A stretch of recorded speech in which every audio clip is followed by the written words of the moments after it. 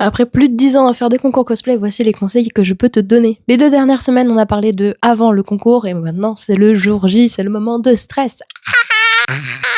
Allez, on souffle un beau coup, c'est tout bon, c'est pas grave. Quelques jours avant, vous allez recevoir un programme avec des horaires à suivre. Donc déjà, le b.a-ba, on suit bien ses horaires, avec notamment normalement la première horaire, l'heure maximale à laquelle vous devez être présent à la convention. Vous allez sûrement devoir vous présenter à un stand en particulier pour pouvoir revalider votre inscription. Ça permet de vérifier que vous êtes bien là, que vous n'avez pas annulé au dernier moment, et de pouvoir rechecker tout ce que vous avez transmis. Quand est-ce qu'on lance la presta? Avant ou après être monté sur scène? Est-ce que vous avez des accessoires? Et si oui, où est-ce qu'ils sont placés? Avec sûrement un plan pour pouvoir noter où est-ce que vous voulez que soient vos accessoires. Et aussi réécouter votre prestation pour être sûr que vous avez transmis la bonne. D'ailleurs, je vous conseille d'avoir votre presta sur votre téléphone au cas où il y a eu un problème pendant la transmission. C'est très très rare, ça m'est arrivé qu'une seule fois, mais bon.